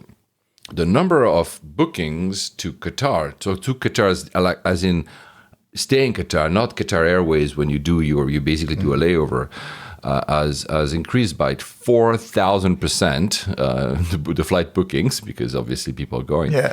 And so they're going to be, and so things that there's an issue with hotel capacity. Because imagine if you have like half of your country. So a lot of people are going to stay over in Dubai, some of them in Oman as well, or in Bahrain, et cetera, et cetera. So there's going to be, and here I'm not talking about Qatar Airways, I'm talking, there's going to be 190 flights a day to carry passengers to see games and then leave. Wow. So I've read here, what is it? Like Fly Dubai will have, here's this per day, right? Fly Dubai, 60 flights a day. 60 flights a day by Fly Dubai. Saudi, 60 flights, so from Saudi Arabia, multiple cities. Oman, 48 flights. And Kuwait Airways, 20 flights. Wow. That is insane. Wow. That is insane. That's mind-blowing. I mean, it's crazy. So it's shuttle flights, literally to take Alex and Paul to see a game, take you off. Because there's also, let's be fair, there's also people that don't want to stay in Qatar because I'm not sure about the dry situation. Can you drink in stadiums? I'm not sure. I didn't read it. I don't really care about that. But I mean, probably people will just want to party in Dubai and then just, go for a game and then come back to party to Dubai. But I mean, and when I was taking off, I saw, you can still see, I mean, guys, if you've ever been to Qatar, simply go on Google Earth or Google Maps Earth, whatever. You can see that the old airport still exists and the old runway still exists. So the current airport, the one we all know with the beautiful bear and yellow bear, has been an extension on the sea, but the old one still exists. And I'm pretty sure actually they will use that as well, because there's no way the capacity, even though Doha has a huge capacity, they will have to have extra capacity because it's just crazy. Wow. Just insane. And it's just the air traffic control operation, gate capacity. I mean, it's going to, and the immigration and all of that stuff. Oh, it's going to be so interesting. Yeah, it's going to be really fascinating. It must be. Yeah. There will be also something that we don't like: cruise ships doing the same thing. You could be able to do cruise ships to do shuttle trips to see games, which makes no sense either. Anyway, we're not. You know what? We keep criticizing cruise ships because you and I don't really like them. And I realized that the wife of a very good friend of mine, she's an exec at MSC. I hope she never listens to this podcast ever. Oh, prove us wrong. The saga, since we're on Qatar Airways, the saga of Qatar Airways, I don't think we have touched on it for a while now. So Airbus and Qatar are still fighting. I think the latest, I haven't really, because I'm not following everything, but I think so. Qatar said, we don't want to pay, and you need to force Airbus to stop delivering the deliveries of the 350. They went to court. They lost, which means that Qatar is not getting the 350s, but they need to pay for them anyway. So they still need to pay for them. But at the same time, Airbus has the 350s. So now we're starting to see apparently the deliveries that were supposed to be for Qatar Airways are being rerouted to other airlines. What was it? Did I read it was Lufthansa? No, maybe not. I read something that was like other airlines getting the ones that were supposed to be for Qatar Airways. Airbus also said, you know what, now they actually said it, we're not going to give you any 350. We'll revoke the order, but you still have to pay us. They also revoked the 321 Neo. I think they said, we're not going to give you the 321 line either because you keep... I mean, and the thing is, Qatar, remember, they had said we're going to buy the 737s, but they made that order lapse. They never actually activated upon, it was only... So actually, I don't know what they're playing with. No, because Boeing aren't exactly in great shape for deliveries either. So No, that's the thing. I mean, we never discussed about this, but I think the Dreamliner was not being produced for more than 2 years because of the issues, quality control North issues. Carolina, yeah. There was nothing coming out of line. You had the MAX grounding, and now they cannot. Was it what? The MAX 10 is not being. The FAA refuses to certify it. Yeah, and the 777's taking forever. Cathay are It's getting not coming out. pissed off. Yeah, But I don't know what Qatar is playing. At some point, somebody's got a blink or something. yeah. Well, and the court blinked for them. Yeah, but I mean, at the end of the day, the problem is that Qatar still doesn't have. They don't play, aircraft. yeah. So that'll be interesting to see how that is all resolved. Are they going to go? Are they going to go buy Chinese or something like the Comac or whatever? Like, I don't know.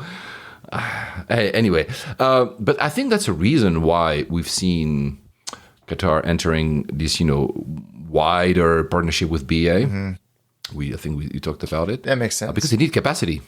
Yeah. So they say, "Oh, BA, you know what? Can you have 2 of your flights coming to Doha? Like BA Metal coming to Doha," and they just did the same with Finnair. They just had another big partnership. They're expanding a partnership with Finnair.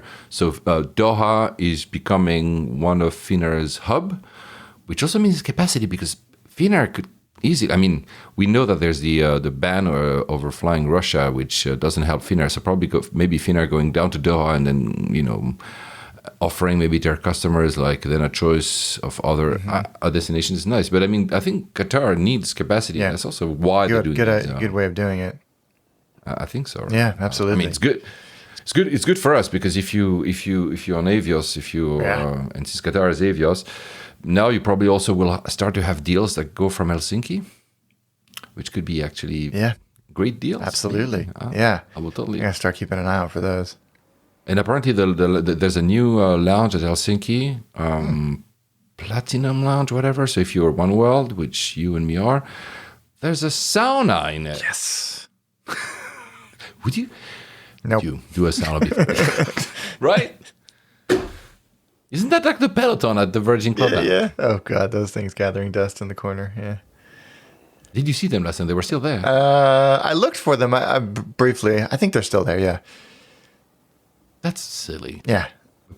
Anyway, Peloton is losing so much money. God, yeah, that they're deal screwed. won't renew at some point, right? I don't know. They need to do something. Maybe put a sauna at Clubhouse. Yeah. Hey, you know what? There you go. Absolutely. Bring the salon back. Sauna. When I was a kid, I don't know, people say sauna. My mother was from Finland, as you guys know. I used to do that thing where we would drill ice, so we would actually jump behind the ice cap. So we were like in a lake, we would actually drill the freaking ice and jump and then run into the sauna, and that was amazing. But I always said sauna. In Finnish, I don't know any other way of saying it. What else? Oh yeah. Avios. Since we just said Avios, Avios is. It seems that BA wants to use that Avios and make it like some kind of a big global currency. So having more partners entering it. I honestly don't see. Besides Qatar, I don't see any other airline wanted to co-opt somebody else's points. It's been tried so many times to take a frequent flyer currency beyond the realms of what it is. Flight. Exactly.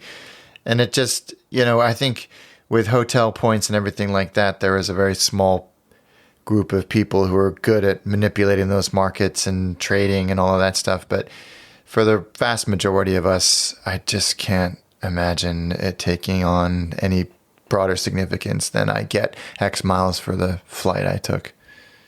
Yeah, I mean, I get the whole partnerships because I think it's very appealing for airlines because, as we know in the US, the freaking flyer programs are almost more valuable to the airlines themselves. Yeah. Oh, sure. But the point is, it's because of the partnerships, because of the credit cards, it's because of maybe like getting points by doing, and that I get, right? Finding partners that are non-travel, I will never choose an airline that I fly because of the frequent flyer program. I choose the airline because I like the airline. Like I'm not, let's say, I'm not flying Singapore Airlines because of Chris Flyer. No. I'm flying Singapore Airlines because Singapore it's a good airline, Yeah. right? So I'm not going to choose whoever because it's on Avios. I mean, I'm very glad that Qatar is on it because it makes our lives easier from London. But it's not as if I didn't fly Qatar before because they were not on Avios, right? It's I don't know. Yeah, well, but I think there was that news that IAG wants to do that. It's not B. IAG wanted to expand Avios. I think LA Flyer had reacted on it to me by DM a few weeks ago. And he reminded us that there was another program like this at some point, Air Miles in the 90s, that was meant to be he says, a cross-industry loyalty program, and it failed. Yeah. And probably if BA, IAG are not too cautious, it will fail again. You will have, I mean, do you even, I mean, you have, I think, a BA Amex or whatever it is, but do you otherwise do all the other things you could do with Avios, like, I don't know, buying groceries? No, God, no.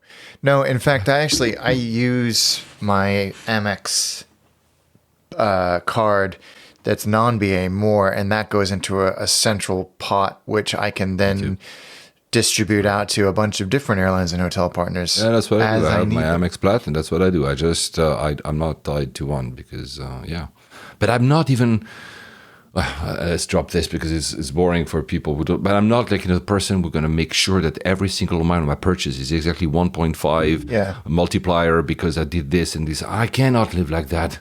I want to go to a restaurant with a friend. I don't think about which credit card I'm going to pull out at this moment. And because that restaurant is part of the chain, that is being part of the program, that is being part of no way. No. Never. I don't know. I that. Avios is introducing, I don't know if it's already started in a subscription model, so that's another way of trying to have people, I don't know if it's really like Emirates, like they already do, but you would pay either monthly or annually a price, you would get Avios basically. So you have, let me find the prices that I found. So 20,000 Avios per year, I'm just going to go for the yearly price, right? 25,000 Avios per year is like 185 pounds per year, $185. And guys, it's all 1 now. Then there's like 50,000 is called Traveler, 455. If you want 100,000 is 899 a year. And then there's the best value, they call it, 200,000 Avios per year. It's 1,789 pounds a year. I'm not sure. I'm sure somebody's done the maths on this and whether that's good value or not. But then BA will have done the maths as well. That's what they did. Yeah, that's probably what they did. That's BA, by the way. Sorry, I think that's BA, the program I mentioned. Sorry, it's BA. Is it? But so you don't get your 200,000 in one go. You get them over, of course, because it was too easy. So you get them, I guess monthly. Yeah. I mean, because a lot of the airlines, you can buy exactly points. That's different. That's a subscription. I mean, maybe it's not different, actually. Maybe it's got to lock you in because then you forget to not stop to cancel the subscription and you get miles. I'm not sure. I'm not sure either. I would need to hear a compelling case to make that. Yeah, and what I didn't read, maybe somebody knows. What I read is that I don't know if there's any other perks because, for instance, Emirates, they have now systems of subscription in 3 levels, and they keep actually telling me to do that. I haven't.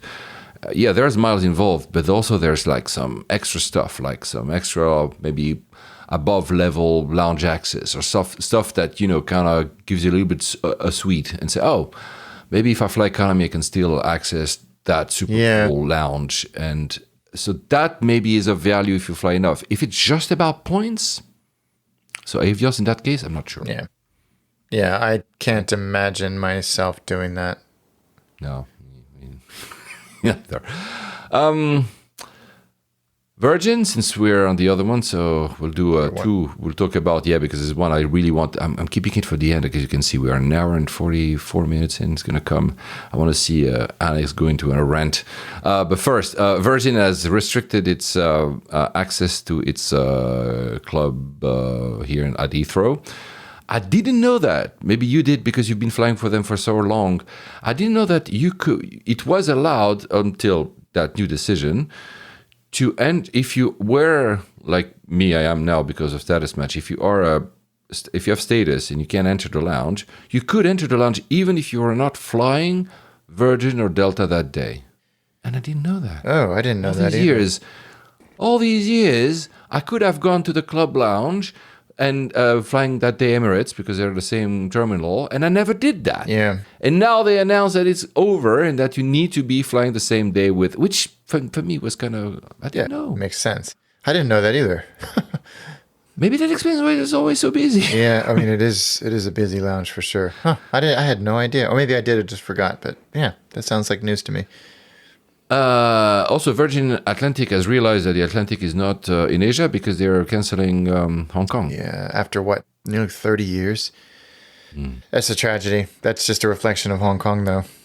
Yeah, they're even closing their offices there. Yeah, because they can't fly over Russia, and it's yeah, it just makes no sense. Yeah, it's. I think that's so sad. I think it's so sad, but I can understand.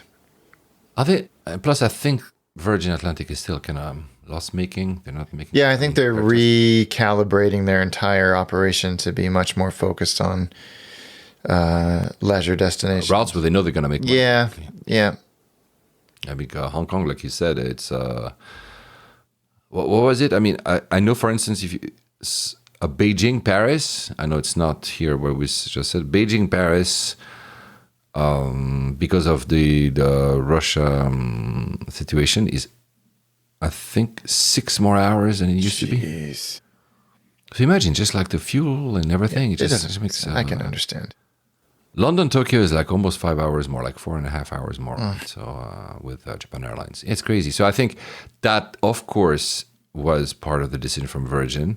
I said it earlier, probably the fact that the dollar is very high compared to other currencies doesn't help. Even if I'm sure they have hedged their oil prices and everything. I mean, what was it? I said like 60% of the oil goings in dollars, so probably doesn't help. No.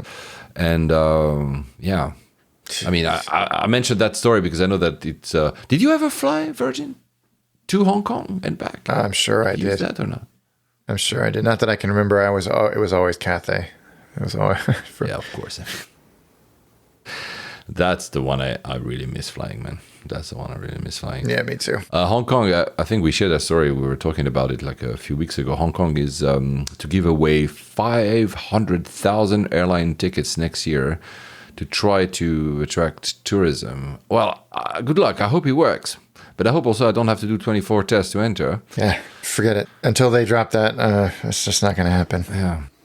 But there's still rumors. There are rumors. I mean, it could be something could be in the air because there are rumors that Cathay is looking at buying new aircrafts, and if they do, they know something. Yeah. Because there's no way otherwise they would buy new aircraft where they're not still. I mean, they're flying, but they're flying like 3 passengers a month or something. Yeah. So, that's encouraging. Let's hope it's true. Yeah.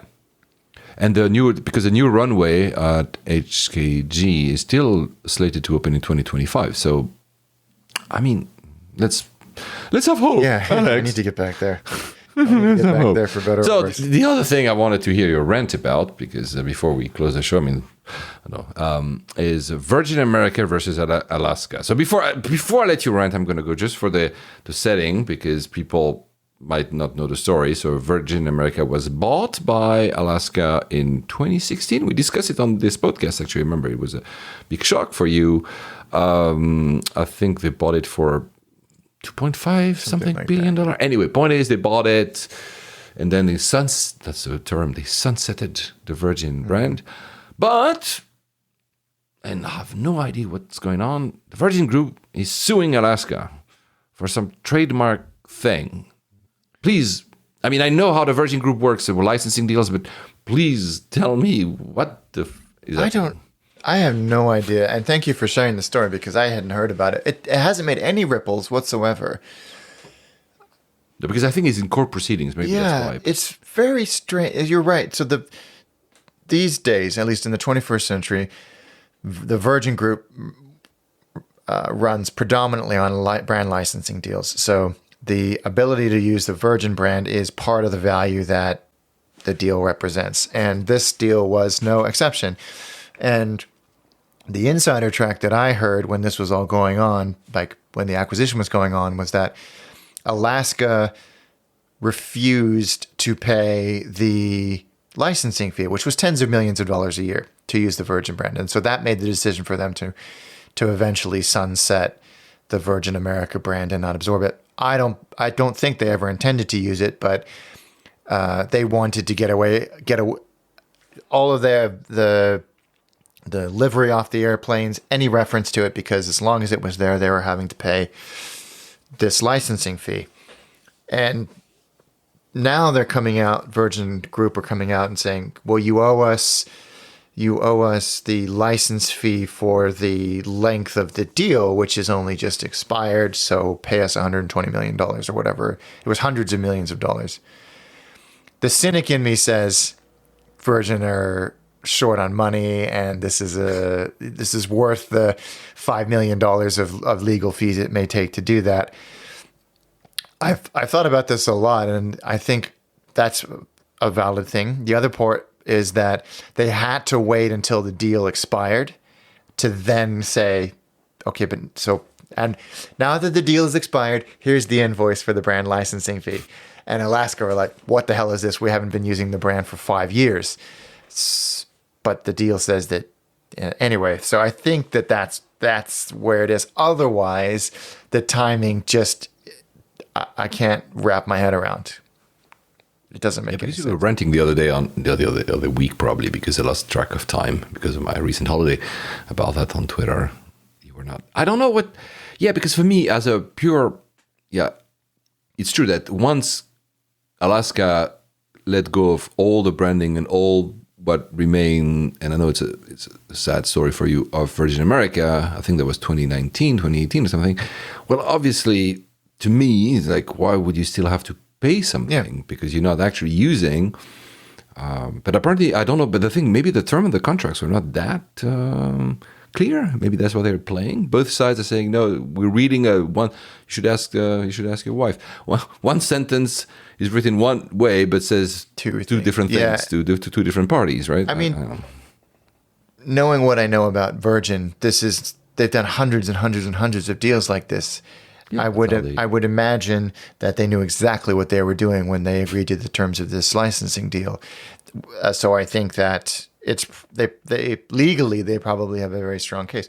How it will actually resolve itself is yet to be seen. There will be a settlement that I'm sure, like all these things go. Because this may even be a play for Virgin to get back into the U.S. domestic market.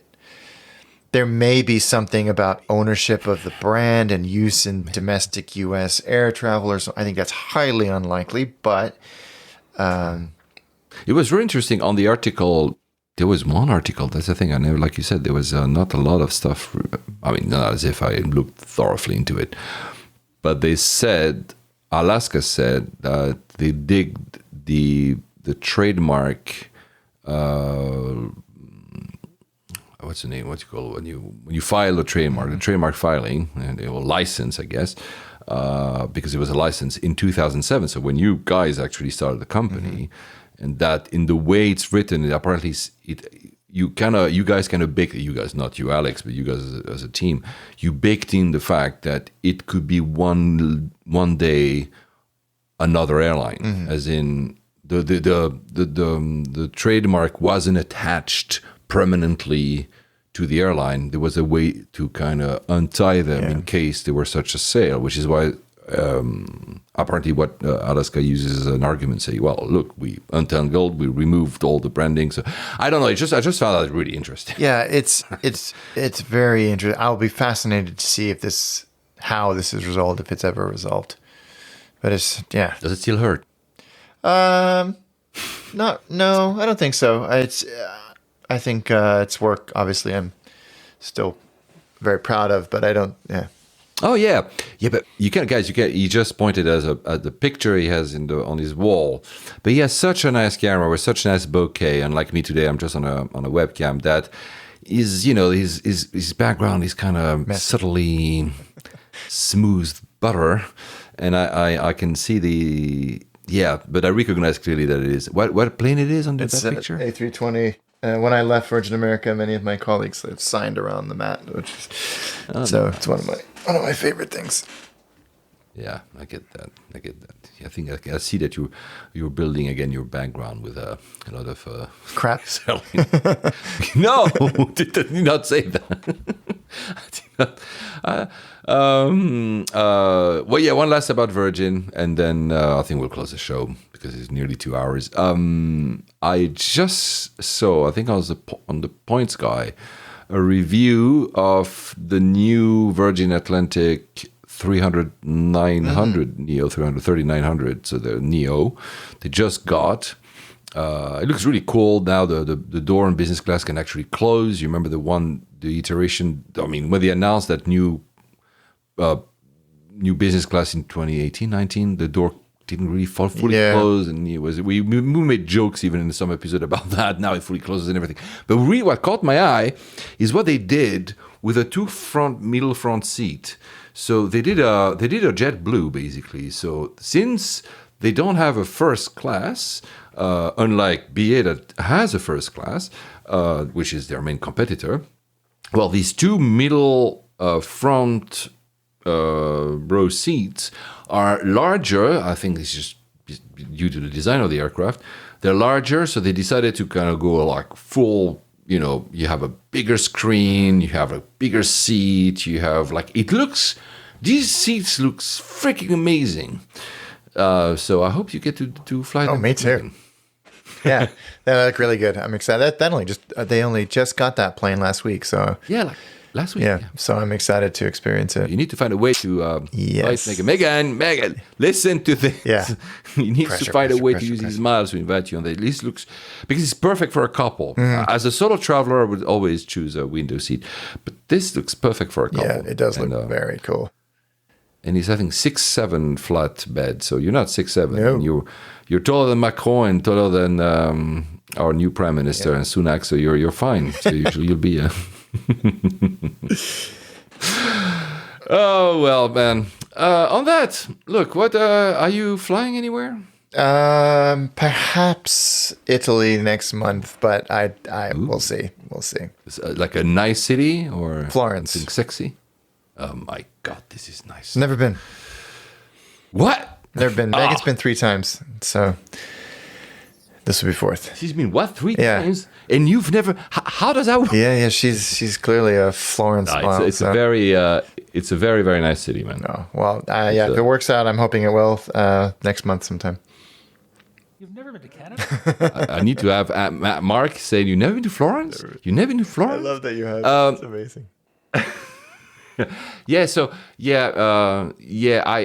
they invited me back to Pakistan, man. I'm not sure I can make it for simply scheduled conflict. That would have been gladly take your within place. within the next 20 days. I'm not sure I can. I'm still trying to work on it. Yeah. And for the next episode, you'll finally learn, for those who don't know, where I've been. Yes, it's gonna be good. It's very.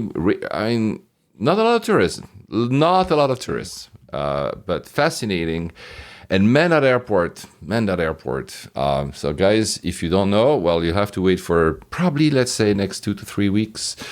Let's try to do it before the World Cup, because then I'll be so busy. I put the World Cup. I put the games in my agenda. Oh, me too. Yeah, but now you look, it's like 10 a.m., 10 a.m., 1 p.m., 3 p.m., 7 p.m. I'm like, what am I going to do all day? I'm just going to watch football. That's totally okay. Exactly. So no time for a layover. So let's try to do one before. Okay, Alex, thank you so much. Guys, the music. Which button should I press? This one? I'm not sure. This is the one. Yeah, that's the end. That's the end credits. The end credit. The other thing you should invite Megan for is a new BA first class. Now they have a door, but it doesn't look as cool as the one before, which is very The new one, bizarre. the old one was good. Yeah. I think they had to kind of put a door because now business class has a door. So but the problem is that the seat looks less good and less big than it used to. It's bizarre. But yeah, still, Megan, I know you're listening to this show. He probably has enough Avios somewhere, like hidden under the mattress somewhere. For emergency. Oh, it's behind that picture of the Virgin plane. There's a safe. There's Avios attached in them, right? Just little coins. On that, happy travels, man.